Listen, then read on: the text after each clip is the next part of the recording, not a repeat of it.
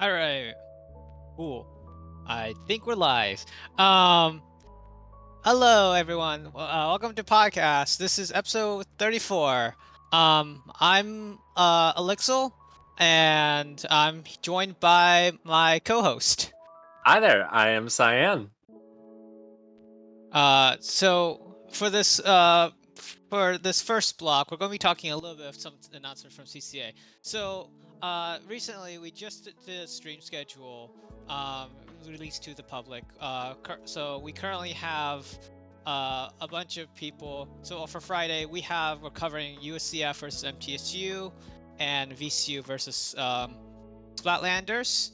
On Saturday, we're going to be covering a VCU versus Griffith match, along with Ascension of Herring versus Salmon Run University. And for Sunday, we are getting full on production with three different, organizations helping us with the streaming. We have Inkling Performance Labs (IPL), going to be streaming a UCF versus USF match, Battle for Florida.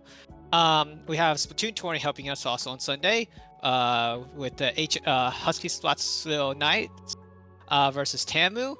And then we have for the CCA end of things, we have RU versus Blue Devils, Drexel versus PSU, and H-Town versus Daybreak. As for other announcements, we do have some fancy. We have fancy that is live. You can find the fancy on league announcements as well as CCA announcements. It's very kind of hard to see the form. It's just in blue text, so you just have to kind of click on the blue text and it'll send you to the Google form. And we're going to be sending an announcement for the fantasy update every week. But that's all the CC announcements. Cyan, would you like to, take us to talk a little bit more about what we have for this section? I would love to. So, it is week 1 of the League season. Welcome back to League. I know a lot of people are so very excited to have League back. But with League, we get the divisions. So, in week 1 of the League season, we have not seen too many matches played. Actually, I think it's 2 matches that have been played so far in the score reporting. I believe there's 2. But many people will be playing their matches upcoming in this weekend, especially Sunday, that default time. So, without many matches that have been played so far to report on, what I felt we should be doing today would be to kind of go over Olixil and I, who we see as our fantasy picks. So, some of these teams that we go and we see a lot of potential in these teams because through our time in the CCA, we have seen them and how they shine. So, would you like to kick us off with your Division 8 pick, if you wouldn't mind, actually? Oh, so we're going out from bottom to top. Okay. I only feel it's most appropriate. Yeah, I guess that's fair. Yeah, I mean, for my fantasy pick for Division 8, I really hope Gator Eat Squids kind of beats the whole thing. Having some Florida team take a division is always, pretty nice. And, UF is actually a very strong school, it's starting to look like. So that's kind of my pick, but I see that you've differed a little bit. So, yes. So,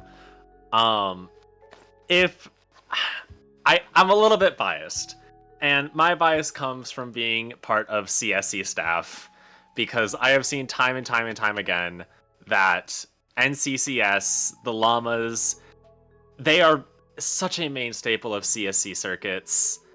They come back every single time, and if there's just one thing about the Llamas and NCCS as a whole, they just keep coming back. They won Circuit Division 4, and some of those members are on Lil Llamas. I'm not gonna lie, I want to see them take 2 in a row. I want to see it happen. I want to see it so badly. yeah, I get what you mean. And it seems we're kind of looking. I think we're gonna have a lot of discussion between our fantasy picks because we're having some differences. We don't change until later on. That's Yeah, that's a surprise. we don't have a Uh, match for a while. yeah, but then for my pick for Division 7, OC Eagles has done really well in their past seasons for CCA, and I think they have the capabilities to kind of take the division if they, really lock in it, if you get what I mean. My Division 7, this was a difficult one. This came down to two teams for me. It was MTSU Blue, and I believe it was who was the other one that I had been like really looking at? It was another blue team. How am I forgetting these? Cecil Blue, that's who it was. It was between Cecil Blue and MTSU Blue for my picks. And ultimately I had to give it to MTSU. It was really, really close. Both teams had done very, very well in Division 4 last season. Both had made playoffs in Division 4. But the reason I'm giving it to MTSU is I think that just that little bit of pushing from having new additions to their roster, I think maybe that change of pace could really help them out. I'm. It's gonna be very close, but I'm gonna give it to MTSU Blue here. Yeah, I mean, definitely see your vision for MTSU Blue. I mean, Division 7, I think, has some strong teams you have to kind of watch out for. They may be new, doesn't mean they're not strong. Exactly. For my Division 6 pick, I put Octojesters. Octojesters had a phenomenal Entry Exam 5 run. Still phenomenal compared to some of his opponents. Some of their opponents were like Division 1 and 2 opponents. They weren't really winning some of those matchups. But against people around with closer to like the Division 6 level, they did really well. But again, it looks like you got a mismatch with me. Of course. I don't think we're allowed to agree. I think that's just where this is going. Yeah.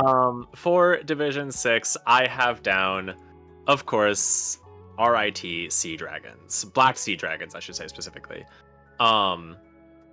RIT, again, it's another CSC mainstay. Those teams that come back every single week and they're getting those practices in, it tells me that they have the motivation, they have the drive, they're willing to push very, very far. And that they're not just going to come in and only play their match every week. And like seeing those teams that really want to improve and get better, I think that mentality is just what's going to push them over. And they're already seated fairly high in Division 6. I think it's going to happen. I think it's just going to go to RIT because they have the drive, they have the skills. I see it happening. I just feel like you made a reference there to a song, but good job. A little bit proud. Yeah, I get what you mean. I mean, yeah, it's RT. There's a reason why we have different groups. There's a couple teams who are like they're really strong, and I think it's gonna be like if you can beat your monster of your group, then you kind of secure it. But every group has a monster team you have to kind of overcome. Exactly. For Division 5, I have XX Shadow Warriors XX. A little bit of a early 2000s name, but Shadow Warriors did really well within the CCA circuit format we had last semester. And I really think that a lot of people weren't expecting Shadow Warriors to really go as far as they did, and Shadow Warriors did show definitely they are very strong, and with them constantly improving, I think Shadow Warriors could be some of these other teams like Stu and Fish to the 5th. I love PSU fish. They are a wonderful team. I think I might have gone over with the fishes there. Who knows? But so yes, Shadow Warriors, a very clean pick. It is one that I was contending as well. There are some others in here. I know VCU Spirality, Push, some teams that really have made a name for themselves, but. Division 5 is where I am going with a very unconventional pick. I have Stu out of Purdue University. And there's a little bit of bias here in the fact that I know a couple of the members of Stu, but in knowing the members of Stu, I have seen, again, similar story with RIT, just how hard they work.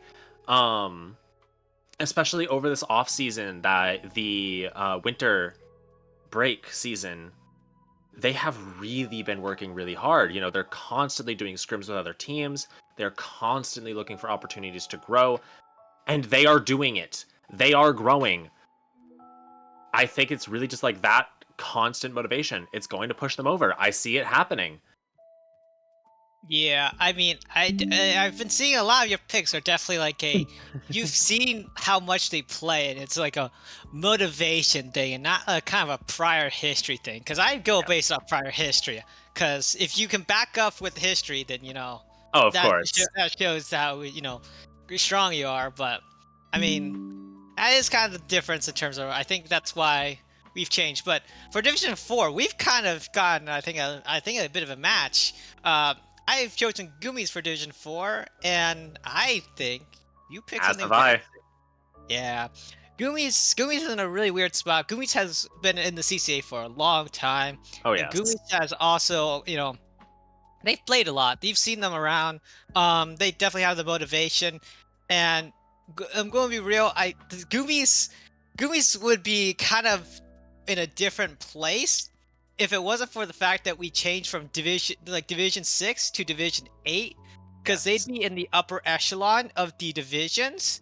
But because of the increased range of our division system, due to all these new teams, we've had to kind of put Gummies in this like camp of they're really good, and I think Gummies is like the best definition of this is the bar you need to beat in order to be considered like a great team, I guess. Yes. And Division 4, I listen.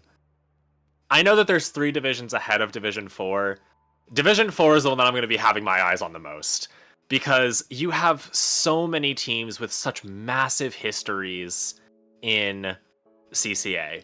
You have Goomies, there's Cecil is in here, RIT is back, USF, Splatscat Orange Team, my own school, Champlain Cerulean, is in Division 4.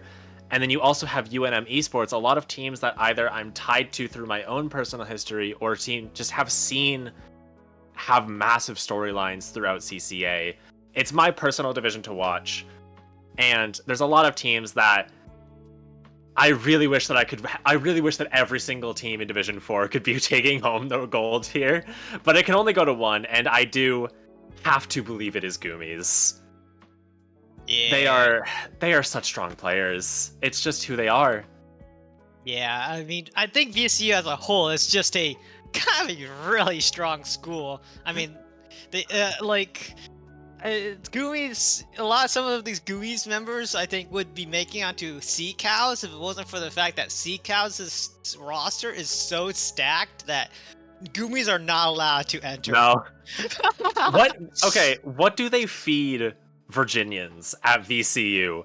Because if my memory is correct, last season, Virginia at Commonwealth University, all 4 of their teams were leading their divisions into playoffs. Yes, that is true. Every single one of them. I do not think they had a... Did they have a team that didn't make it into playoffs top cut? No, but I mean, technically, one division didn't have one school VCU school leading them because a different VCU team was leading them. It was Shadow Exactly. Warriors reality.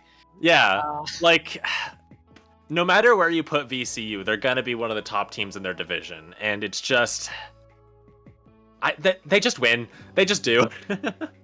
Yeah. I don't know what they feed them down there, but we're gonna see a different state that knows how to feed its students well later on. Yeah, definitely.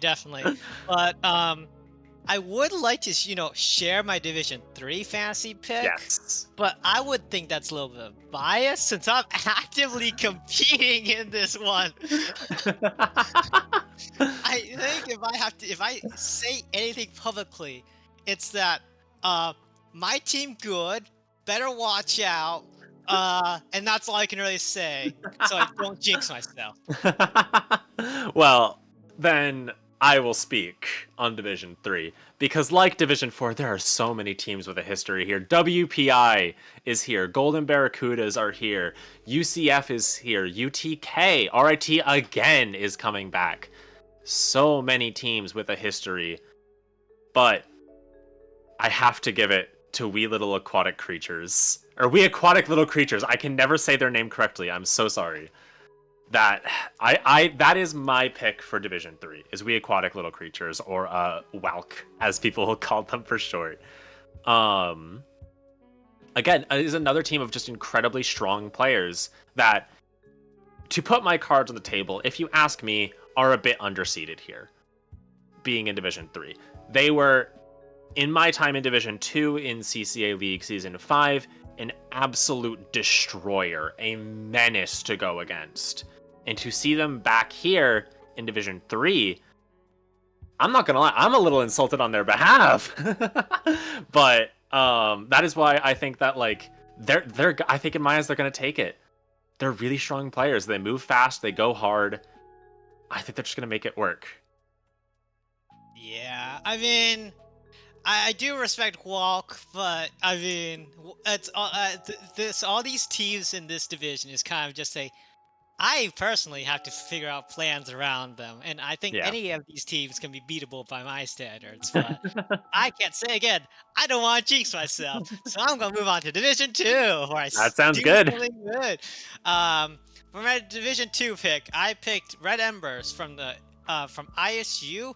Red Embers didn't really show up in the circuit, but Red Embers was kind of a team that showed up and went to town on Division 1 teams when they played in the last CCA league.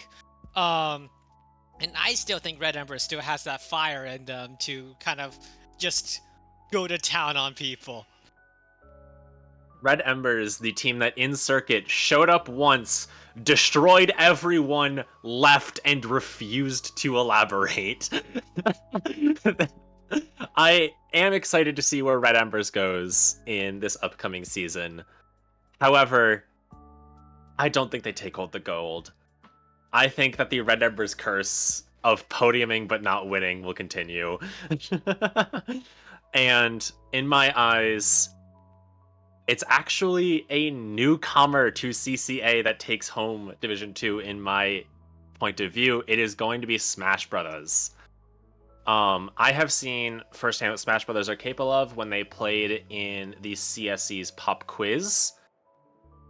They were a very strong team, able to take some huge upsets, or I guess not even upsets, just some huge wins against some even notable Division 1 teams like USF.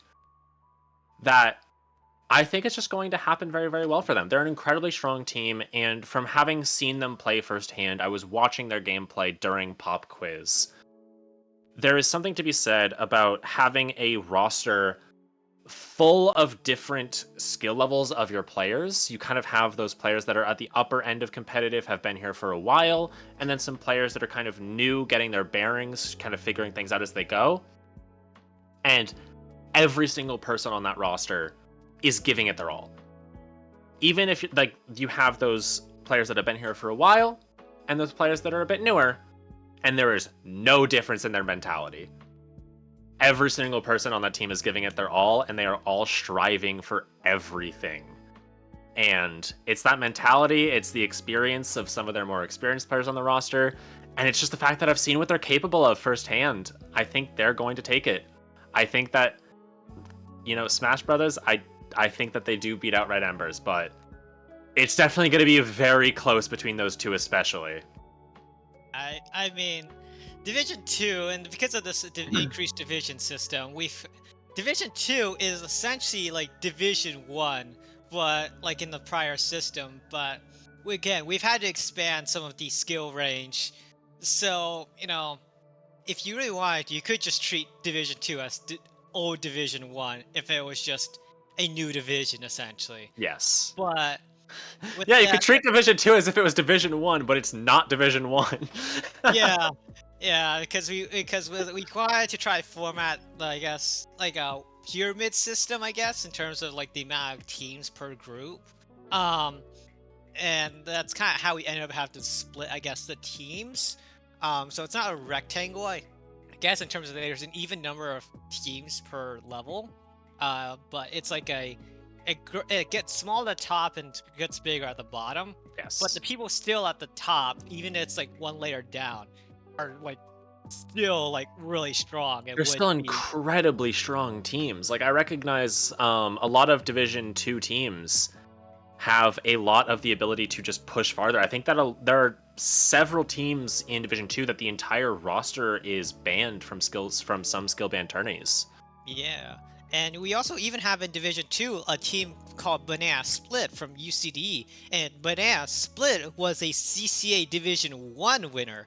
So that's why I kind of want to emphasize Division 2 isn't really Division 2. It's Yeah. just Division 1 with a different name. But Division 1.5. yeah, essentially. But with that, I mean, for Division 1, I've been seeing kind of some of these lists for people voting, and there seems to be a huge amount of people saying death roll from the University of Florida, and I myself is including that because I want to support Florida because I'm a Floridian. Now, this is the other of times that we are going to agree because I also think that this is Death Roll season to win. Death Roll, what what did Death Roll 2 last season? Uh, Because the answer was come like this close to winning. I believe it was in Top Cut they had gone the entire tournament until grand finals without dropping a set. They were the team pretty much predicted to win second place in Division 1, only barely losing out to Big Fat Sea Cows. And you see this happen from Death Roll. You see this happen. You see them make it all the way through bracket, barely get second place. And then they go, yeah, let's get a top player on the roster now. Like, I'm sorry. We talked about Virginia Commonwealth University and how they're just going to win everything they do. We can talk about PSU Blue and how they have regained the roster that they had when I believe they had won. Was it season 5 that they won with this roster? It might have been season 4. But they have a very, very strong roster that they are used to playing with, and that familiarity is going to go a long way. I don't think it beats Death Roll having this incredibly strong roster where majority of their players are low ink banned now. They have incredibly strong teammates on top of what they had just already accomplished. You can't tell me that this is not Death Roll. Market my words. Quote me on it all you want. CCA League Season 6 is the season of Death Roll. This is the season that the Florida takeover happens. oh, oh, And I'm from Vermont. Like, I have no bias there. um, but yeah, I mean, I think definitely the fantasy is a very unique idea. If you're interested in fantasy and kind of placing, I guess, imaginary bets on kind of seeing what teams you think are gonna win, it's fun. You get to, if you get right, you get to brag to your friends that you're right, and Yeah. they can suck it. Um, but yeah, I think this is about, yeah, I think we're about done with this block. Yeah. I don't think there's anything too much if you remember Cyan for this block that we're doing. No, I believe Uh, that's everything. Unless you want to really touch on our answers to the very weird questions towards the end, the fun ones. I don't. The creativity names, but I think that that sort of naming creativity is best left up to the audience to their own devices. I don't want to skew anything in that direction.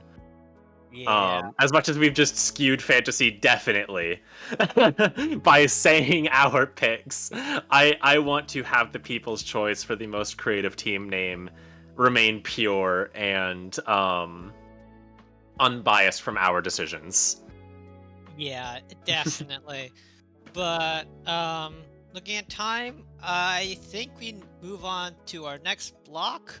Yes. And with this block, we will be getting some um like kind of a panel. Get some people you may know around the community, and get to discuss kind of just a idea of how you can, I guess, look at this game and figure out how to, I guess, improve by just, you know, experimenting, learning on your own, and all sorts of different things in terms of just how to improve without too much external help. Um, but with that, I'd like to go and try to introduce our guests. If you will bring them on, Oma.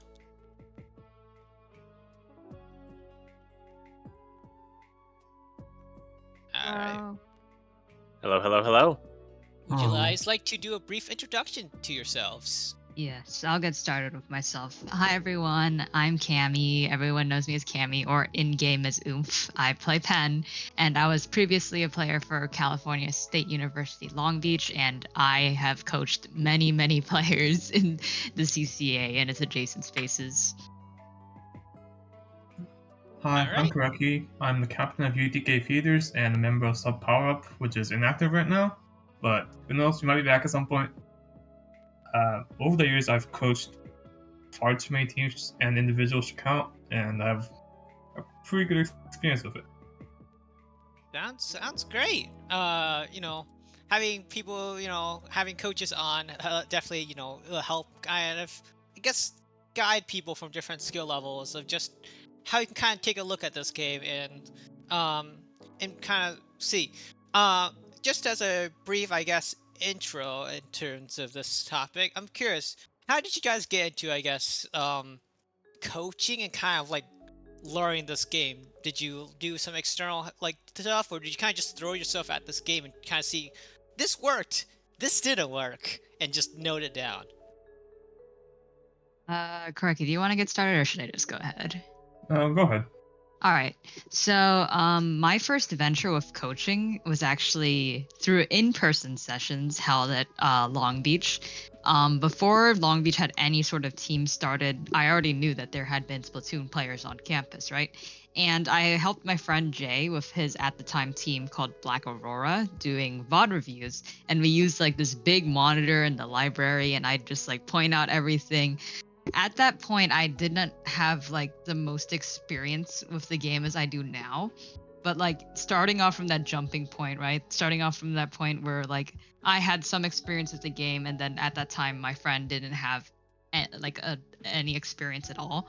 And just starting from there, I guess like it being in an in-person context really helped accelerate the way that I approach coaching, because I understand that the majority of Splatoon coaching is conducted online, right? And so in these online spaces, maybe it can be a little harder to connect to people, or there is definitely convenience and you can reach many different people, right? But I think it being in such like, I'd say like a friendly peer-to-peer space where I can connect with like, my teammates, my peers in person really helped like start my journey off as a coach. Sounds great. What about you, Koreki? I've always been a pretty analytical person in whatever I did, whether it be music or just school stuff. When I started playing Splatoon, I didn't know anything about competitive, but as time went on and as I got better and started understanding more stuff, I started seeing situations and possibilities which I started talking to people about. Which even though they were better, they didn't see it, so then they kept coming to me for questions. So then I eventually just turned into their coach, even though they were much better players than me at that point. Nice, nice. That's good. I mean, I think an analytical mind, I guess, really, helps with the process. Um, but I'm curious. This is just the brief thing of curiosity. Cyan, how about you? I mean, you kind of opened up with the whole. You also got yourself into coaching. How was that? Like, tell us about your experience as well, since get as many experiences as you can. Of course. So, the three of you will find a bit of an irony in this, as all three of you are people that have coached me in the past, and to a degree, some of you still do. Um, but in sort of my experience, it kind of came from this idea that whenever we would be in call doing individual VOD reviews and things along those lines, there kind of became a culture of the ability for a lot of people to kind of come in and listen to the feedback that was being given, even if it wasn't being directly given to us. And so, if, say, Koreki, you were coaching a player and I wanted to just join in and see if the feedback that you were giving in any context could be applicable to the way that I play the game, I would want to come in and listen to that. And through both sessions that were meant for me and sessions that were not meant to me, I ended up picking up a lot of information and being able to kind of give back, in a sense of being able to say, like, hey, now I'm recognizing behaviors that I would have to be told before. And so if there's anything that I can touch on from a different perspective to be able to kind of give in on these sessions, I'm going to do it. And I started being able to do it more and more and more. And now there are teams that reach out to me and say, hey, you gave this person on our team a VOD review. Would you be able to do that with the entire team? And now there's a couple of teams that I coach, such as SplatScat Orange.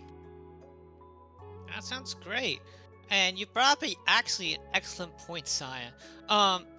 Would you guys, I guess agree maybe of like how you kind of learn Splatoon kind of is like a trickle down of like information and just like knowledge coming from just people, I guess, learning from their own? Because I kind of see as kind of like you have the experimenters with like analytical minds like Koreki who kind of just like test the waters and then they learn things and then pass it down to people, and then those people pass down that knowledge to people below them, kind of thing, in terms of like the skill. So it's like information kind of goes down and people slowly just raise, I guess, the skill learning floor in terms of what people know.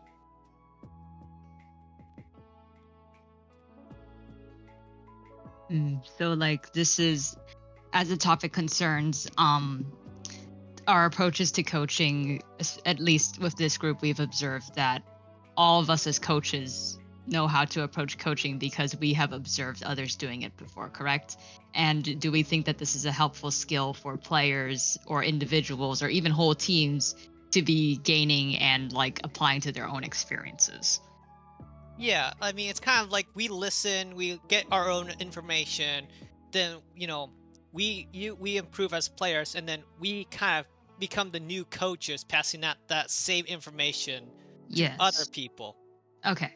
I think that is a very like that is a very thoughtful observation. But I think like an important part of being able to pass down the information is not only the fact that like, okay, my coach told me this, so it must be right. No, because we, again, through trial and error during our coaching sessions, it's not only that we watch other people do it and like listen to the lecture, but I think there's also an important period of implementation by the player. So like let's say that I tuned into someone else's VOD review and they were talking about like shot, and I don't play shot, right? But through enough observation, I am able to emulate, like see their flow chart of like what their decision making processes are. See like, okay, if I do X, then Y happens, and Y is good for me because it helps advance the objective, right?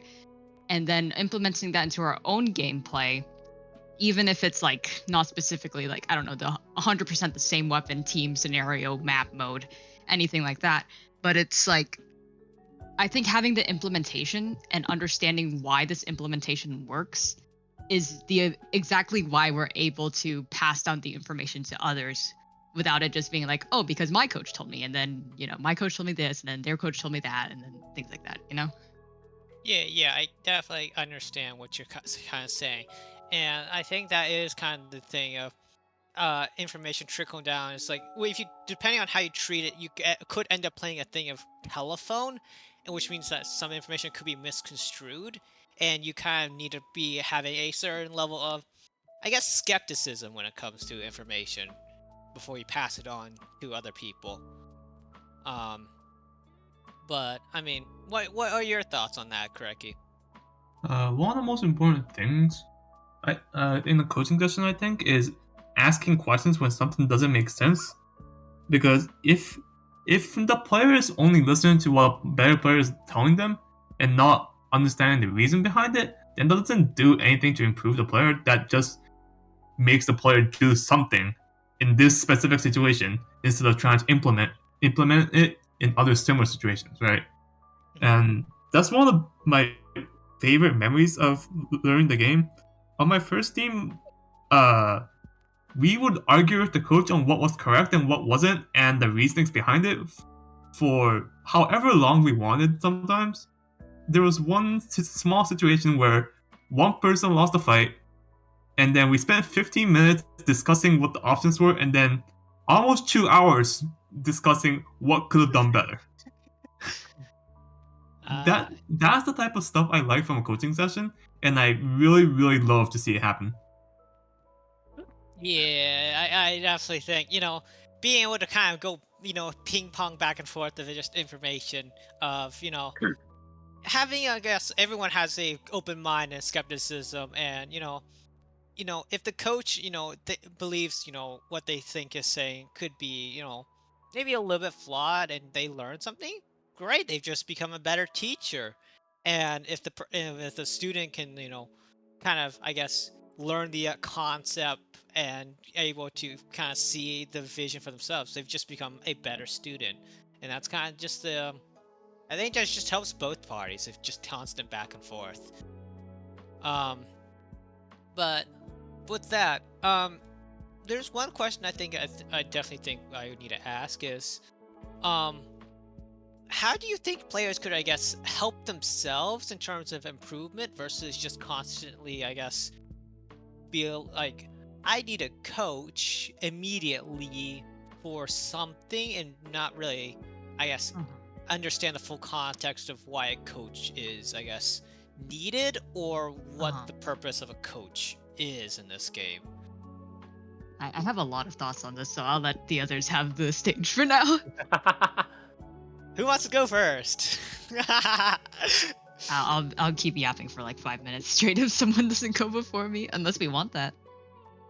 I mean, given the fact that, do you have like, I guess, a lot of points? Because, we could kind of go off of what you say. Of course, yeah, we can segue into it being like an open discussion. So like, how can a player help themselves without immediately thinking, I need a coach for this? So let me say, first of all, it's not bad to want a coach. It's not like sometimes you do need that guidance, especially if you're like completely new to the game. I understand that there's like a lot of CCA players here, and this is their very first experience of comp, right? And it can be intimidating, but it's also a lot of fun, right? And I think having a coach to help aid the process of getting used to a competitive environment is very useful. Like for that purpose, I think I can see like definitely gravitating to a coach first can be like a way to more easily get used to the competitive environment here, because although it is competitive, it's also a social scene. Many people from like Collegiate know a guy who knows a guy who knows a guy, and right, and you just feel more part of the community, right? And I think that's a wonderful thing. But when we're talking about like when it comes to VOD reviewing, I think that having a understanding what it means to VOD review yourself and then seeing what can happen if you have backup from like, a coach or a peer or a friend or a teammate. How do we how players can get to this? Of course, there are plenty of like written resources and like many great educational YouTube videos on like tutorials in a way, but I think when it comes to teaching self-review, there are two very, very important documents that are like the bread and butter of the Splatoon competitive community, right? There is fluid roles and priorities, and there is what was it? Playing Smarter, a guide to improving tactical thinking, and that's the main document that we're going to touch upon today. How do you pronounce their name again? It's not Ziff, is it? It's I just say Zayef. Zayef, Ziff, whoever it is. Wonderful document series, and I think that what they're teaching in this document series on how to actually experiment VOD review by yourself and having those skills to engage in critical thinking of your own gameplay is a great way to start. Like, I think that we can discuss it here, but I highly recommend that like every player give it a read. Yes, it looks like it's a lot of words, and oh my god, it's scary. I don't want to read even though I'm going to college. Like it's fine. It's fine. You can do a few paragraphs. It's okay. Block it out. But what was it? I lost the point. Let's see here. On how to effectively self-review, right? Because you can watch your replay as many times as you want. But if you're not asking yourself questions, if you're not following through your thought process and understanding why you made these decisions the way you did, gaining the skills to accurately judge that, I think is a good way to start. And you start that with, as we said before, skepticism. You can ask your coach questions, but who else can you ask questions to? Yourself. You can ask yourself questions. Why did I throw this cooler here? I threw it here because I noticed that they had one down and we had control of the space. So that's why I threw it in mid, even though it was kind of risky, because I knew that we could take, I'm just making up a scenario, but right? We have to ask ourselves questions to understand why we made the decisions we made. And if the decision was good, then we keep trying to reinforce that. If the decision was bad, then we understand our thought process that led us to there, and then we explore different possibilities. You know? Yeah, Absolutely. yeah. Although, one person I kind of want to pick their brain about in terms of, you brought up a couple of interesting ideas, Cammy, is technically to Cyanne's introduction to competitive in terms of the initial thing, I think was actually through me in terms Yes. of helping and learning this game. But I'm curious, and like you've read the document, correct? The Zayef one? Yes. Yeah. Do you think you would have, I guess, approached this game differently if this document was, here before and you read it before you guys entered, I guess, meeting me? Oh, absolutely. Something that I know Cam you touched on a little bit is the idea of, VOD review yourself. And the idea of doing self VOD reviews wasn't something that I had ever started doing. It's still not something I do extremely well until, say, 6 months ago, when I had really started trying to push myself further as a player. And a kind of principle that I'll always stay with this game is that in the moment, your decision making is always worse. Your decision making will always be terrible in the moment, and after you go back and you watch your gameplay, you're going to be coming at things with a far more rational head, a far more analytical brain to be able to look at your gameplay and say, wow, that was stupid. Why did I do that? That makes no sense. I could see that now and I'm going, why did I make that decision? But in the moment, it feels like the only thing to do. And being able to kind of go back and have those moments where I'm thinking a lot more rationally, especially after reading what the guide talks on. Like, I'll touch on one of my I think my favorite concept the guide talks on in a moment. I'll touch upon it. But being able to kind of see those moments and recognize them with that clear state of mind, I would have approached this game so much more differently than to where I am now. In fact, after still reading the document over this past week, there are still things that I'm going to take away and approach differently from the way I had before. All right. That sounds good. But I guess I think. Sorry, I lost my track. I haven't. Koreki. I know I kind of skipped past you, but do you have any thoughts on this, or do you think Cammy and Cyanne kind of went through kind of the, I guess, the concept of like when a coach is needed for certain, I guess, things, or I guess the time frame for coaches? Yeah. The other two have said everything that I had in my mind, so yeah. All right, sounds good. So if we want to, we could quickly, discuss, I guess, the two core documents of the competitive, which is a guide to fluid weapon rolls and the playing smarter, a guide to tactical thinking, and how that can be applied. I guess if as a new player, like if you read this, like how exactly do you parse this information? And I think for the initial, I think think the fluid guide to Fluid rules weapon roll, document is like is I the think first document you read. Yes. yeah. I just know we gotta be a little careful with this one because Sometimes it can get I misconstrued. Sometimes it it, can get Yes. very yeah misconstrued. Right. yeah.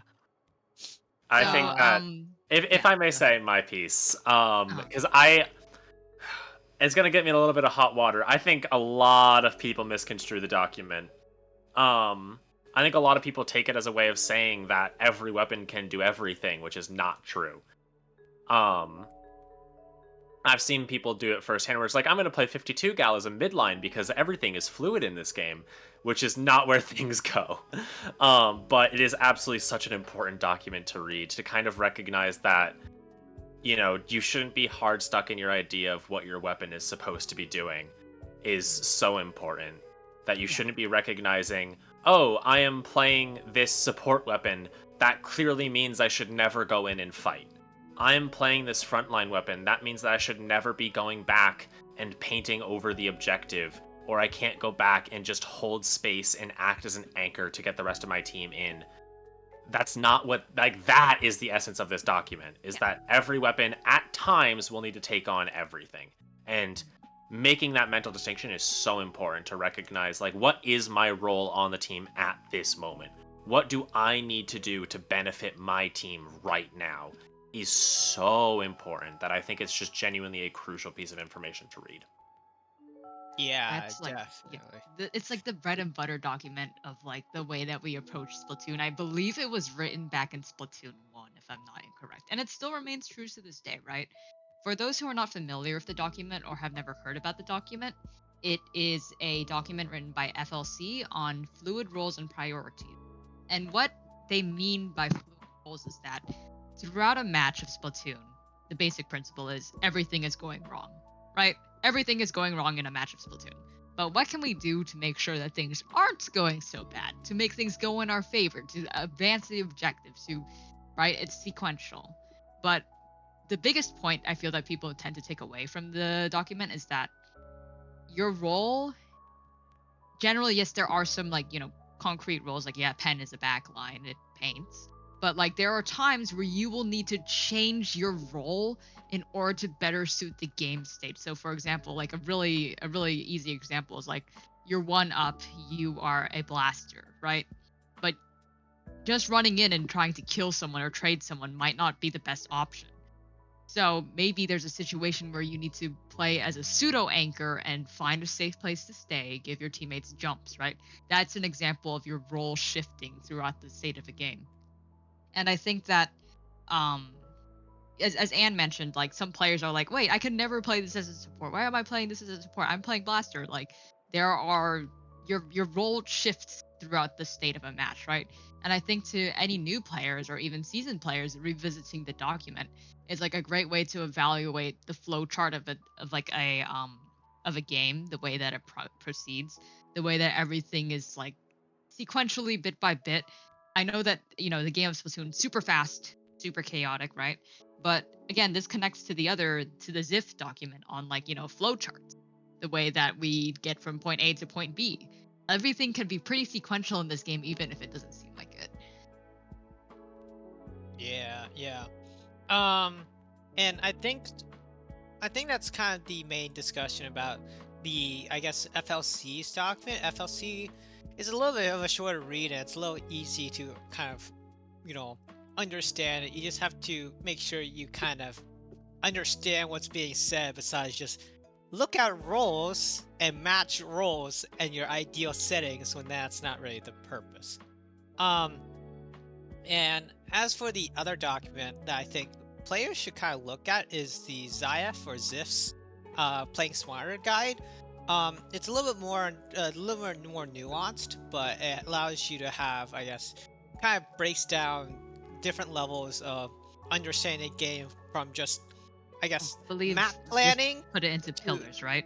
yeah, Mhm. where you kind of have this pillar one where you kind of learn, I guess, the stages, the maps, the objective, what needs to be done first, and then followed by kind of a pillar two, which is kind of a in-game flow chart that you kind of keep in your head of like you need to go from point A to point B through like point C if you and then you have this pillar 3, which is kind of a experimentation and VOD reviews and all that stuff. I believe you guys have, I guess, Koreki and Camellia, you've read the document, so like, you think that's a pretty good way of like breaking down the game, or is there a little more nuance to some of these? I love the document. I love it. Koreki, you have any thoughts? No, I think the document just covers. Like, it's just a great document to read, even if you're a seasoned player. Yes, it looks like a lot of words, but the wording is very succinct. It makes sense. Like sometimes like when people oversimplify things, then you lose like some of the the nuance that this guide is specifically trying to cover.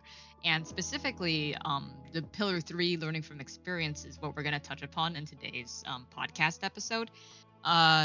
Like breaking down scenarios, having the skills to self VOD review, I think is a great way to help players accelerate their learning process, right?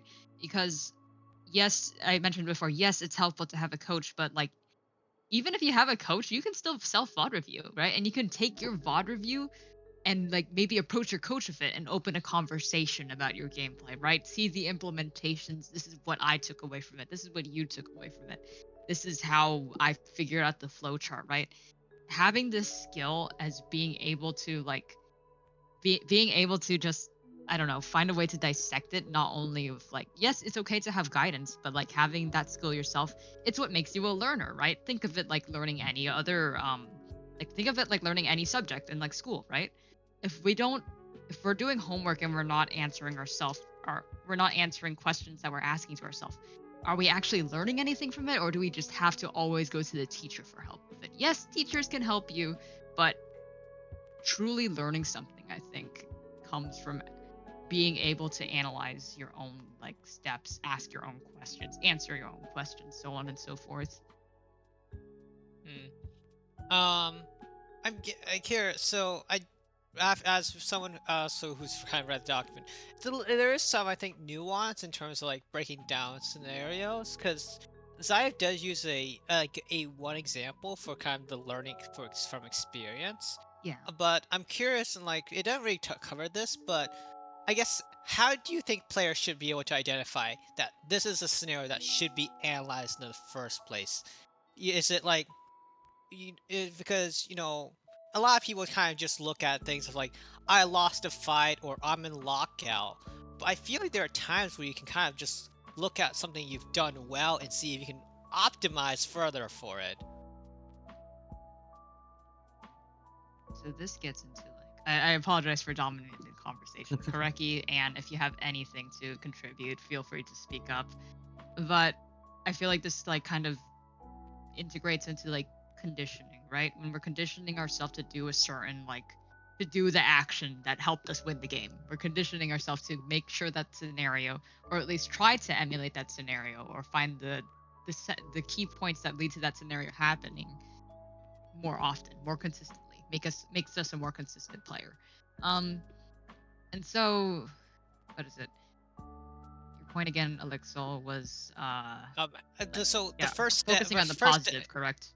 No, it's more like the first step of learning from experience is figuring out I guess, knowing you have an issue, I guess, with some scenario. But the issue is, how do you identify, I guess, that scenario?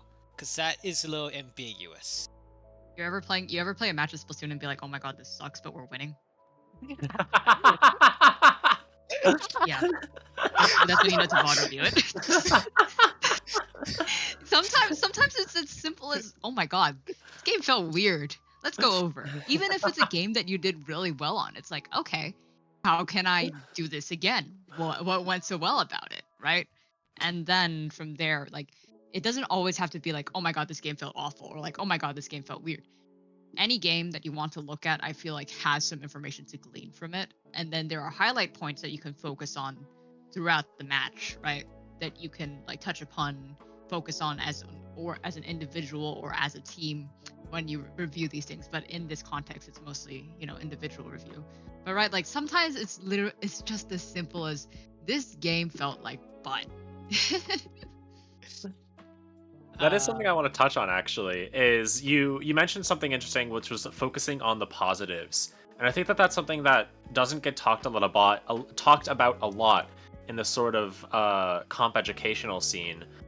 Is a lot of the time we think of VOD reviews as I need to stop doing the negatives. I need to when fix myself. That's what yeah, it I need. I'm like, oh my god, I'm washed. I'm terrible. I need to fix myself. Why can't I do these things anymore? There is an amount of, okay, but what did you do right? What were the right decisions you made? What are the things that we want to continue seeing in gameplay? There are times where, Can I yeah, send my chart? my Splatoon graph. Yeah. Let me send it to you guys. I'll show Please you, do, and please we do. can talk about it. Okay. Actually. Oma, you'll have a image to put on screen if that's all right. Okay. I Let me can. forward this to you guys. Yes, I can. I can put it in a specific chat if you'd like me to. I put it in the ticket. All right. Ticket, perfect. Perfect. I'm actually curious. What is the source on this image? Do you remember? It's Like, about where did you art. get this image from? Art. Okay. I just replaced everything with Splatoon. No, it is an image that I love, have used to describe my own mentality. I'm definitely personally in the red circle right now, but Right. So this chart shows. I replaced everything about art with Splatoon, but I promise it's like basically the same thing in principle. Let me open it in another tab just to look at it. Okay, so Splatoon is a cycle, right? Splatoon is a cycle. Sometimes you play really well, but sometimes you feel like you can't play at all. But again, as this was originally about art and art block, right? But like sometimes we have Splatoon block. Sometimes we're like, oh my god, I'm gonna quit the game and become a Warframe content creator, like me. um, it's a cycle, right? There are periods of time where your skill at evaluating Splatoon exceeds your skill at playing Splatoon. And so when your skill at playing Splatoon exceeds your ability to evaluate it, it feels like you're on top of the world. Oh my god, I'm unbeatable. If I don't get low ink banned by next month, I don't know what I'm going to do with myself. Oh my god, I'm the best, right? And then your skill at evaluating as you're going over these games also goes up and then exceeds your skill at playing it. It's like, oh my god, I'm the worst player on earth. I should go play in Junior's Craft again, right? You didn't need to call me out like this. No, but that's how it feels. That's how it feels for some players sometimes, right? But I think it's important to recognize, like, when we're in the ebb and flow of like approaching this game, there are times like just because your ability to evaluate has advanced doesn't mean that you've super declined as a player, right? I think recognizing like, okay, now I have more experience reviewing this game. Now I have more experience seeing what went right, what went wrong, and then you're going to analyze. Hopefully, you're going to analyze things with a more critical eye, a more critical lens. The way that you go like, okay, now I know why this is a good play. Now I know why this play could have been improved, right? As you gain that skill to recognize the situation, to parse the information, to see the factors that make X into Y, and then you have outcome Z. That's how you get to like, analyzing, and then you have the highs, you have the lows. Any thoughts on this like graph? You have your input, Olixil and Koreki. So for me, in terms of this curve, I definitely fall on this curve, as like we all fall on this curve. And I think it's very nice. I'm always kind of I try to make sure I'm like, my skill at evaluating is better than my skill at playing the game. Although it does sometimes bring me an imposter syndrome when I do try to help people. But that's kind of my own personal like bias in terms of like how I want to, I guess, like approach this game, because I kind of like teaching people versus playing the actual game. But everyone is kind of different. Possible to be like, I think it's totally possible to be like a better, not like a better teacher than you are a player, but like there are like there are high level players I know who cannot explain the game. They cannot. They cannot parse that information to others. It's just not the skill that they have. And that's fine, right? It's fine. But like there are coaches who were like, I don't know, Div 5 that have helped me accelerate my gameplay exponentially. Shout out to Neptune who coached Long Beach Gold when we were in our very first season of CCA. At the time he was a Div 5 player, but like obviously now very, very strong player. Love him. Big shout out to Nep. But like it high skill level does not always correlate to always a good coach. Like, yes, you will be able to kind of recognize and pin situations down, but again, sometimes that just can't be. Sometimes you don't have the ability to explain that to others, right? And that's fine, right? But that's why we have the skills to self-analyze in the approach that works best for us as individuals, and see how we can, like, maybe open discussion to that with others if you so wish, right? Yeah. I definitely want to throw another name into the ring on that kind of topic. Is Ren is an amazing coach, but famously, I believe, does not play comp at all. I believe. Very, very, very skilled coach. He coaches top teams to be some of the best teams in the world, but really does not engage too strongly in the competitive scene. So it is possible to really have that analytical brain without your hands being able to follow up on it as hard. Yeah. But I guess another point I kind of want to bring up besides, this is kind of you've evaluated now. It's kind of after you've now evaluated the situation. It's kind of the decision of, do I change my idea? Do I reinforce my idea? And I think during this section, some people can have something I think called a weapon crisis, which is a very nasty thing to get into. And I'm curious on what kind of your thoughts of, like, when you see an idea and you know it's bad, like, should you keep trying new ideas with X weapon, or do you think you should be like, what if I experiment with new stuff? And I think I have mixed opinions on this, but I'm curious on your thoughts before I say my piece. I would like to talk about this one since going back a few steps, I am one of those people who can analyze the game well, but can't play to keep up at that point. And I've been struggling for a while with a weapon crisis. So I would like to discuss my thoughts on this. To me, the most important thing is enjoying the game. Even if you want to improve, if you don't enjoy the game, you're not going to be able to keep up mentally. And for me, if I keep playing a weapon for too long, I get bored, I get tired, and I want to stop playing the game. I've had this happen constantly when I try to commit to one single weapon, and it never worked out for me. So the compromise I found is have a weapon that I'm the best at, and I know that is my best weapon, but still play weapons that I enjoy, even in a comp setting. If the weapon that I'm the best at isn't the best option for a team comp, I will happily swap off to a weapon I enjoy more. If that makes sense. All right. So yeah, and as for my personal piece, I think for like analysis of like switching weapons versus trying, like in terms of trying ideas, I think it's kind of if you have to go into with a certain level of skepticism of like, okay, if I change completely what weapon I'm playing, how is this going to fully impact this before you actually try out the idea for throwing yourself at the wall? Because there are some times where certain situations, if you just switch your weapons, you're going to actually be falling deeper into the rabbit hole of, oh no, this idea is bad and I just made it worse. Yeah. Versus if you just stuck with the weapon and then we're like, what if I position myself somewhere else and try to take a different vantage point?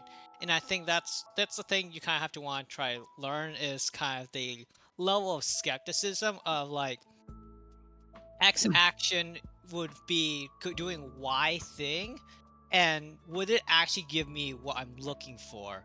And if it can't, I always in the camp of try with your own weapon that that the scenario is in before you switch weapons completely, because all weapons have different stats, and that can change so many more factors than just I can win a fight here.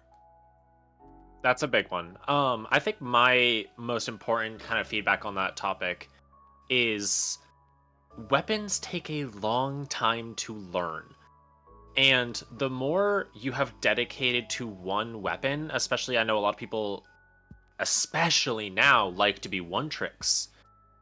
The more time that you have dedicated into one tricking this weapon, and suddenly you feel yourself in this crisis of this weapon isn't working for me that well anymore, what's going on? It is going to take that same amount of time to gain proficiency with a different weapon, even if it is of a similar role. And there are no two weapons that I can think of off the top of my head. I'd be curious to see if any of you guys can think of any examples that play nearly identically the same. Even between different kits of a weapon, such as like if you take V-Splash and Neo Splash, those two weapons will play completely differently despite being the same main weapon. And so Sploosh and Sploosh Neo. Sorry. not even actually, now that I think of it, because the difference between having that hammer on Sploosh allows you to play in a very different way than Whales does. I feel like it's the beacon that makes the difference in the kit. That's also a big one. It's the beacon allowing you to play very just run in deep, throw a beacon down, go get yourself splatted, and there's no consequences for it because you just jump back into the enemy base. Versus that kind of with the hammer kit, you kind of have to keep yourself a little bit alive, a little bit better, because you have a special, but like your kind of main goal is get that special, just go destroy everyone, and then go get another one. So even there is a little bit of difference in how those two kits will play, but it's sploosh. Yeah, back with Vanilla you. Carbon and Vanilla Octobrush. Yeah, actually, that I could see. That I'll give you that one. But my point being is that regardless of what weapon you're picking up in your weapon crisis, you're going to have to dedicate an extreme amount of time to getting proficient at that weapon. That, sure, you may be here at the weapon you're currently playing. You pick up a new weapon expecting it to be like, oh yeah, no, it's going to fix the situation. We're going to get to here. You have to remember the fact that you're going to be here, drop down, and have to bring yourself back up to that level, and then hope you were right to be able to get past where you were. You have to have a lot of faith in the weapon that you're picking to say, I will dedicate the time to learning it, and it will bring me higher up. That is a very difficult thing to do. I'm gonna have a lot of faith in that pick. This is a phenomenon that tends to happen, especially in the CCA, where players are given a kind of limited roster options, right? And they're like, oh, well, I guess we have two back lines, so I suppose I'll pick up Bucket. Like, this is a phenomenon that happens a lot in the CCA due to, like, player, like, weapons that players play, players' familiarity of the game. And I feel like, just forcing yourself into a role just because you think, oh, this is how you have to play. You have to play sword, shot, pen, fill. Like, no, otherwise everyone would be running sword, shot, pen, fill. You don't have to do that. Yes, it's optimal. Yes, it's a strong team comp, but that doesn't mean that you must, right? And I think when it concerns the CCA and like the level of play that we see in the CCA, especially in the majority of the divisions that we have here, like maybe like divs, like maybe even 4 through 8, right? The idea of picking a weapon and just seeing what sticks, just throwing yourself at different map modes, like, okay, on Rainmaker I'll play Sploosh, and on like something else I'll play this and that, and like, what was it? Again, as you mentioned, Anne, it can be dangerous to just kind of throw yourself into like force yourself into like a weapon that you're not 100% comfortable on in an attempt to like make something happen. Can often result in like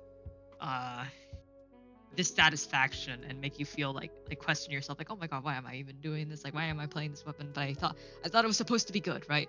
But I feel like there's a certain point where yes, it can be helpful to pick up a new weapon and experiment with it, but it won't happen overnight, you know? Right. And that definitely I can speak to as well as probably the queen of weapon crises. Um, a lot of people, if you've known me in the past, you've known me for being a custom blaster one trick and being, if I may inflate my own ego for a moment, fairly decent at the weapon, to now playing Dread is a very, very big difference in weapons. I'm going from a very fast slaying weapon to a support weapon.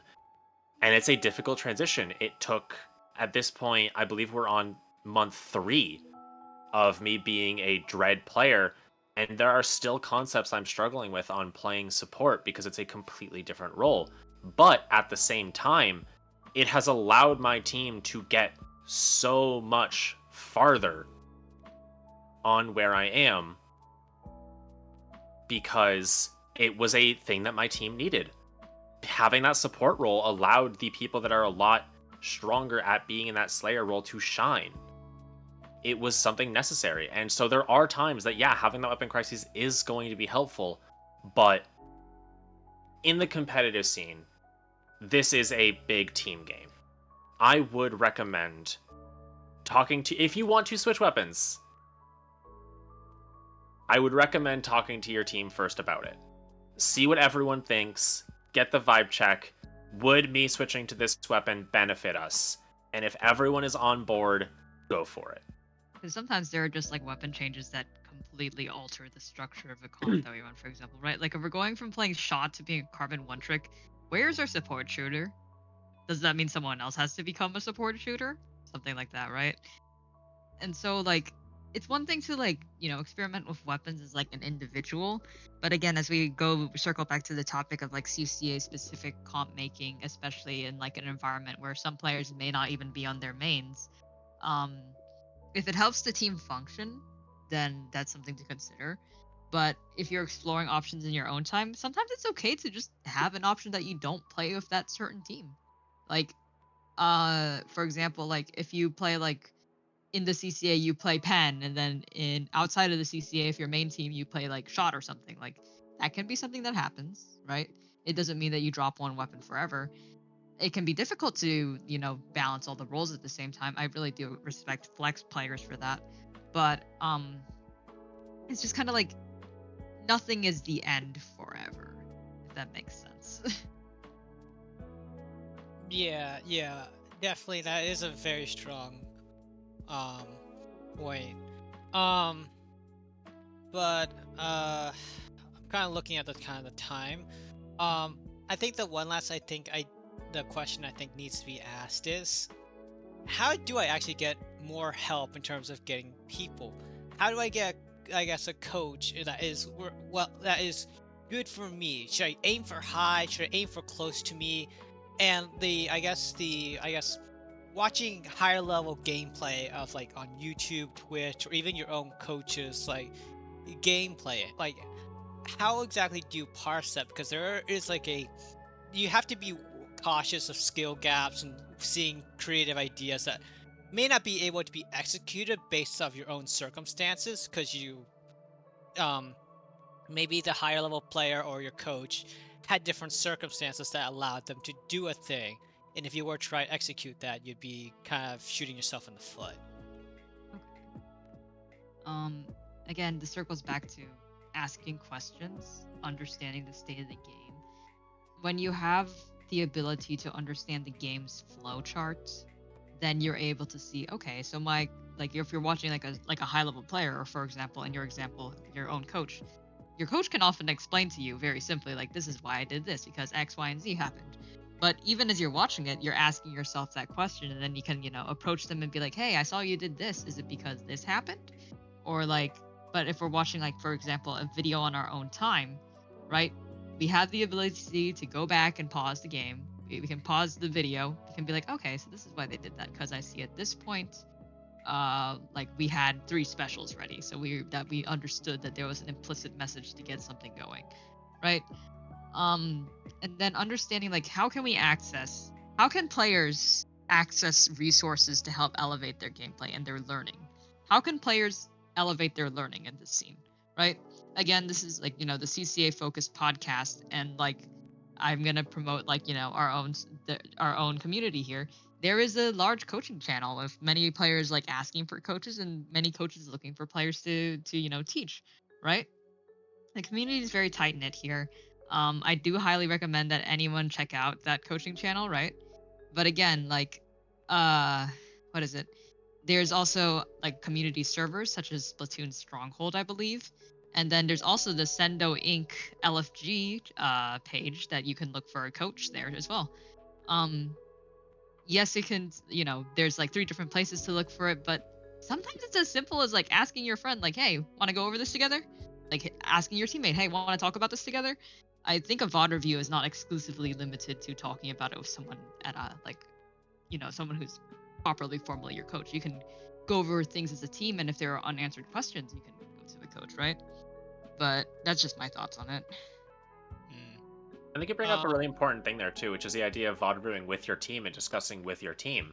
A lot of people will kind of have that idea of, but like, I need to get better at the game. I need to improve, and if I improve my own abilities, it'll come back and make the team better as a whole.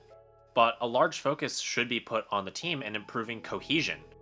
If everyone on the team learns how to play better together, they learn how to play more as a unit and understand how each other is going to think about certain situations, that's what's really going to be able to elevate a team. A lot of people will have that mentality of, oh, if I get better at that situation, it'll go better for the rest of my team.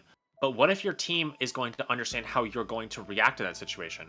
What if you explain what your thought process in the moment was to your team, so that way maybe you didn't communicate it in the moment, but the next time they see something, they can expect what you're going to do, and they'll be able to best support you in those actions. So being able to go over those moments and say like, oh no, I was trying to do this, but you were trying to do that, so we were on two separate goals there, when if we had committed to one of those, it probably would have worked pretty well. Those sort of conversations can really help build cohesion on a team and understand where people's priorities and where they want to be moving is. And so I think that that's something that you have brought up is, talk to your team, VOD review with them, bring another teammate in. And that's slept on as a concept. Go talk to your team, understand what their thought process on moments was, because you're going to get cohesion building, and that's you ask me, that's the most important concept on a team, is the ability to understand each other and to build that cohesion. But that's me. I'm the one that focuses a lot on communication, so. Yeah, I definitely get that. And then I know I've asked a very loaded question, but I think the final part of that question was kind of just um, how exactly should you search for your coach? Should you look for like just someone slightly better than you, or like significantly better? Or are you looking for, I guess, someone who can explain, I guess, the game, like teach, more of a teacher and less of a, maybe not peer. Peer is still going to help you, but I guess more of a teacher mentor model, I guess. My honest opinion is just find someone who can work with your schedule and aim for consistency in VOD reviewing. Like, I can be coached by the best pen player in the world, but if they're only available once every 3 months, then it's like, okay, then what? Like, yes, I can self VOD review myself between then. Yes, it will still be very helpful, but it's like, if you're looking for a consistent review, consistent visiting, consistent like feedback, you need that kind of like, consistent schedule in your experience when it comes to coaching. In my experience, my coaches haven't always been like people who play the exact same weapon as me. Sometimes it's just like, a team coach, and then, we all come together and talk about it, right? But like, I guess it just comes down to personal preference, really. But I think what takes most precedence is making sure that your schedules align, and that, we're all on the same page about what we want out of coaching. Yeah. But I mean, what about you, Koreki or Cyan? And do you have thoughts on, I guess that kind of coach idea? Aim high, or aim for a consistency, or aim like nearby?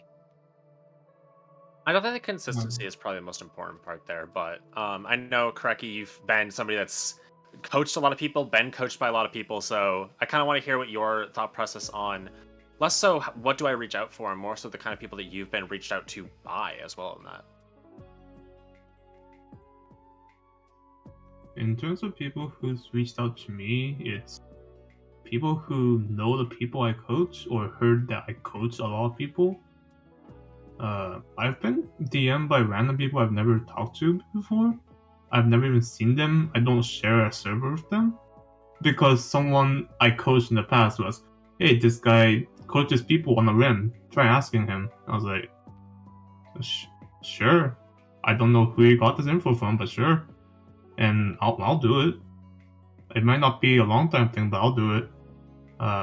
So if I try to make my schedule available for a lot of people, because I've always been someone that likes to help people, so I try to make it work. But I know a lot of coaches that would try to help, but then their schedules don't work out, and then the teams will try to make it work for a couple of weeks, and then eventually they realize that it's not going to work out, and have just ended up wasting a couple of weeks where they could have been improving with a different coach. So I agree with both Cyanne and Cammy about consistency being the most important thing. As long as the coach is able to give some insight on what the team or the player needs to improve at, I think it's fine. So yeah.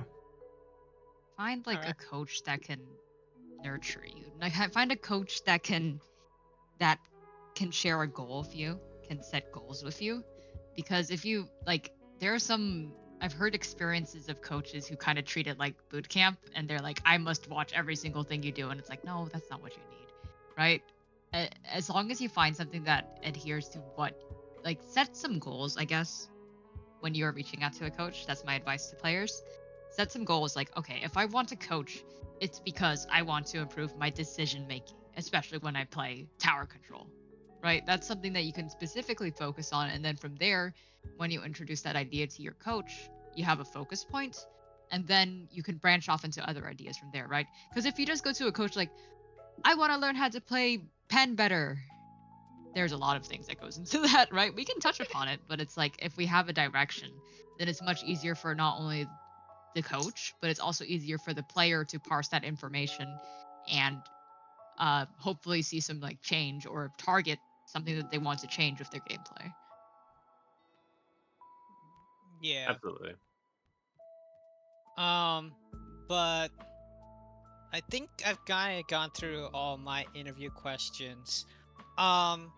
Is there any other topics, I guess, you two, Cammy and Koreki, would like to just discuss that we just haven't covered? Because, I mean, my questions were very vague and didn't cover too extensive of ideas. You can start off, Koreki. No, I got nothing. You got nothing? Okay.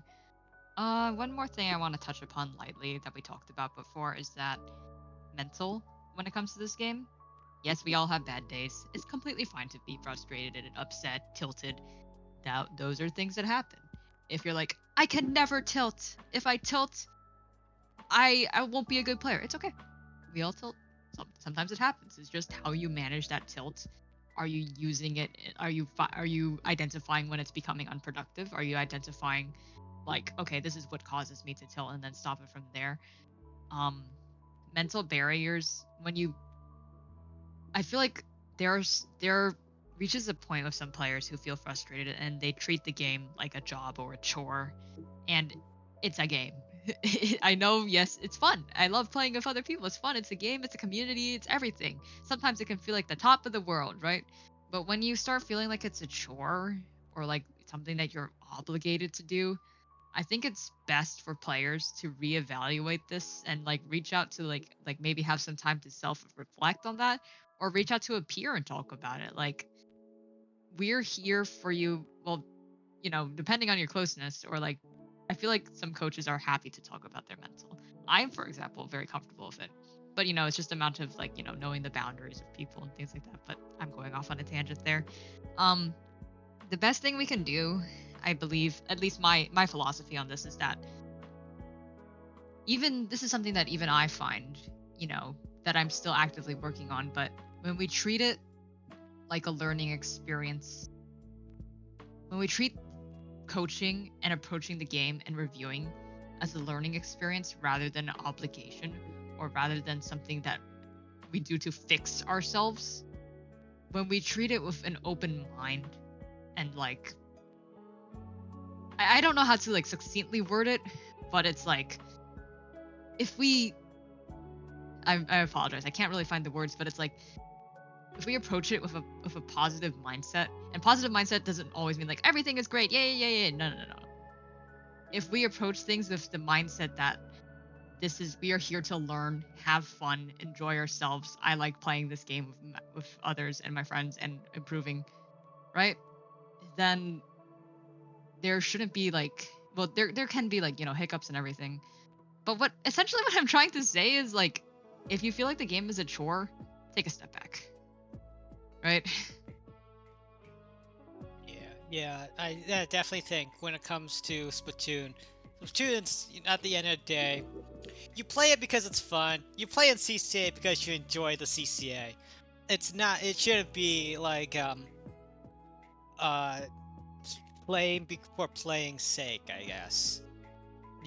There has to be some, I guess, value besides tournament. I don't know. I'm having also a hard time kind of putting things into words. Your worth as a person is not dependent on the number that's assigned to you or your placements in a tournament. How about that? Yeah, exactly. But how about you, Cyanne? Was there any topics I think we discussed that we just haven't actually covered, or anything new you'd like to, I guess, say in terms of like just in this section?